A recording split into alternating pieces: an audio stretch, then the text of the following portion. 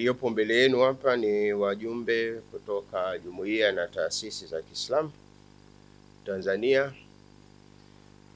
katika chombo kilichoundwa na jumuiya na taasisi za Kiislamu cha Islamic Education Panel, na tumekuiteni hapa kukupeni taarifa kwa lengo la kutusaidia kuwasilishia umma taarifa muhimu inayohusiana na mitaala ya masomo, lakini kwa kesi ya Islamic Education Panel tunajihusisha na somo la elimu ya dini ya Kiislamu.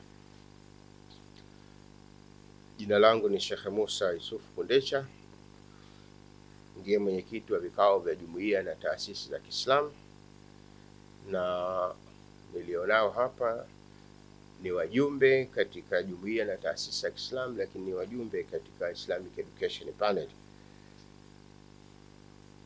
Naomba kwa hatua hii nikupeni taarifa ifuatayo ili mtusaidie kuifikisha kwa umma na jamii kwa ujumla. Taarifa yetu inabebwa na kichwa cha habari: serikali kuhadaa Waislamu kwa kuendelea kuwa na hati miliki ya somo la dini ya Kiislamu.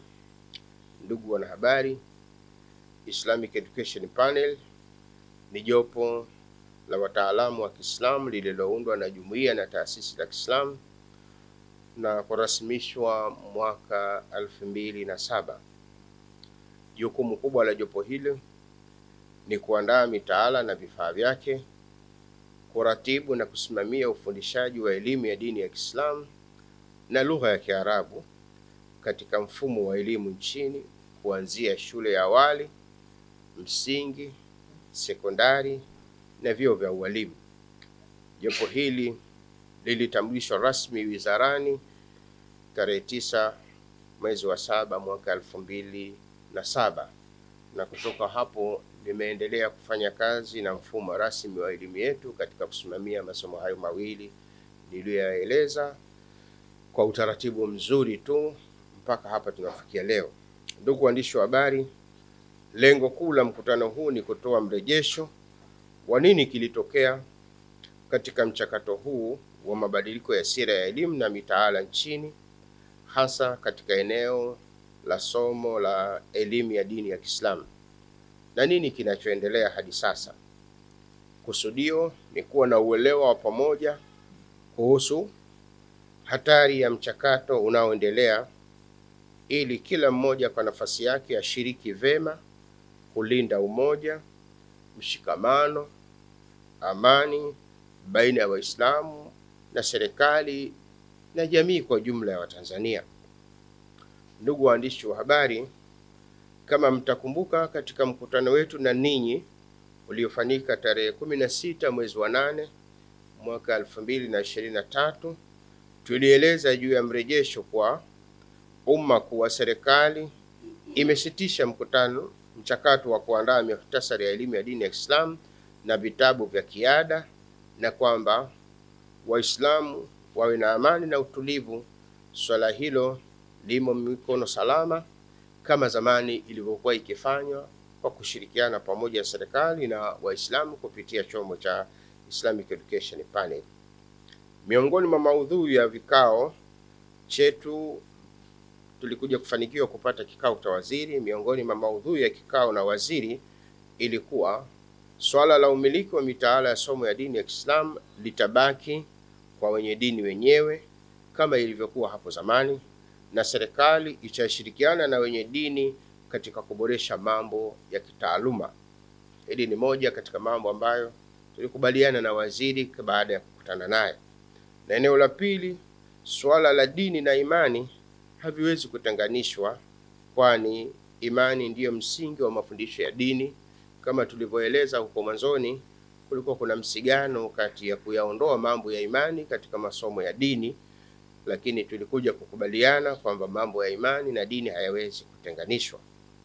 Ndugu waandishi wa habari, katika juhudi za kuweka sawa jambo hili, mnamo tarehe 29 mwezi wa 8 2023, taasisi ya Kiislamu zilifanya kikao katika ukumbi wa BAKWATA makao makuu. Kikao hichi kilihudhuriwa na Mheshimiwa Mufti na Shekhe Mkuu wa Tanzania, Mheshimiwa Mufti wa Zanzibar, Mheshimiwa Waziri wa Elimu, Naibu Katibu Mkuu Wizara ya Elimu, Kamishna wa Elimu, Mkurugenzi Mkuu TET, afisa kutoka Wizara ya Elimu Zanzibar. Viongozi hawa pia waliambatana na watendaji na wasaidizi wao. Kikao kilikuwa cha uwazi, hoja na masikizano.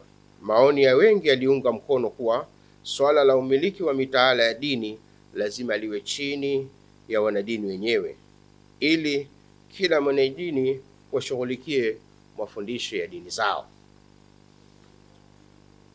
Baada ya kikao hicho cha tarehe 29 mwezi wa 8, Islamic Education Panel iliendelea na mchakato wa uandaaji wa muhtasari wa elimu ya dini ya Kiislamu wa sekondari, na umekamilika tayari na tumeuwasilisha TET siku ya Ijumaa ya tarehe 27 mwezi wa 9 2023 kwa ajili ya hatua zinazoendelea.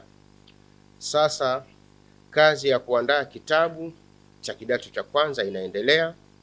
Kitabu cha kidato cha kwanza ilishaanza na kitakuwa tayari kutumika ifikapo Januari 2024 kama ilivyoshauriwa na mkurugenzi wa TET katika kikao chetu cha tarehe 12 mwezi wa 8 2023. Tarehe 24 mwezi wa 9, jumuiya na taasisi za Kiislamu zipatazo 40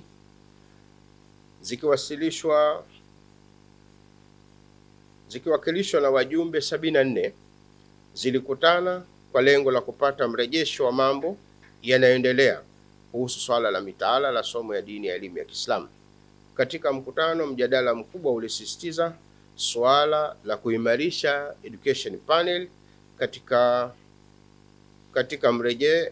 Katika mrejesho huo, mambo mawili yaliazimiwa: kila taasisi iwe tayari kushiriki mchakato wa kuimarisha Education Panel, lakini la pili, kufanya mkutano na waandishi wa habari ili kuwapa Waislamu mrejesho wa jambo hili. Hivi tunavyokaa hapa, tunakaa kwa kutimiza azimio la mkutano wa tarehe 24 uliofanyika kwa jumuiya na taasisi za Kiislamu. Ndugu waandishi wa habari, wakati vikao vya mchakato yote hiyo inaendelea, kuna mambo yanayotatiza bado. Mfano, hadi sasa ukitembelea tovuti ya Taasisi ya Elimu ya Tanzania, kwenye kiunga cha mitaala, muhtasari na moduli, upo muhtasari ya masomo 15 yanayofundishwa kwa sasa. Masomo ya dini, muhtasari yake haikuwekwa kwa kuwa TET haina haki miliki ya mitaala ya dini. Lakini cha ajabu, katika kiunga cha machapisho kwenye website hiyo, ukiangalia kiunga cha machapisho, rasimu ya mitaala mipya na muhtasari ya elimu ya sekondari ipo. Muhtasari ya masomo 27 ikiwemo somo la dini ya elimu ya Kiislamu, ambayo inaeleza hati miliki yote ni ya serikali, hadi kurudufu ni kosa kisheria bila kupata idhini ya mwandishi. Hapa ndipo ulipokuja wasiwasi wetu mwingine mkubwa, kwa maana tumekaa tukakubaliana, imekuwaje tena wameupload jambo hilo la kuonyesha somo la dini miliki ni serikali na mtu yoyote hataruhusiwa kurudufu wala kufanya jambo lolote. Kinachotutia wasiwasi zaidi ni kwamba katika kikao cha tarehe 12 mwezi wa 8, Mheshimiwa Waziri wa Elimu aliomba radhi na kukiri swala hili la umiliki wa mitaala litabaki kwa Waislamu wenyewe, na kwamba michakato yote kwenye hili TET wasiendelee. Pia katika kikao hicho cha tarehe 29 mwezi wa 8 ikaazimiwa lazima suala hili libaki kwa wanadini wenyewe. Tunachojiuliza ni msukumo upi au wa upendo wema unaoendelea kuvunja katiba ya nchi, kukiuka kilichokubaliwa kwenye vikao? Kwa nini tusiamini kuna nia ovu ya kupotosha mafundisho ya dini na dini zingine? Kupitia mkutano huu, tunasihi serikali kuepuka hujuma ya uvunjaji wa katiba unaofanywa na baadhi ya watendaji. Tunasema baadhi ya watendaji kwa sababu Mheshimiwa Waziri, mkurugenzi, tumekaa nao na kukubaliana. Inawezekana watendaji kwa nyakati zao tofauti wanakwenda kinyume na maagizo ya viongozi wao. Kupitia mkutano huu tunaisihi serikali kuepuka hujuma za uvunjaji wa katiba unaofanywa na baadhi ya watendaji wachache wanaotaka kutumia vibaya nafasi zao kuchafua hali ya amani na utulivu, ama kwa makusudi ama kwa msukumo wa makabila, imani au ukanda, na hivyo muhtasari uliopendekezwa uondolewe katika tovuti haraka kama tulivyokubaliana katika vikao vilivyopita.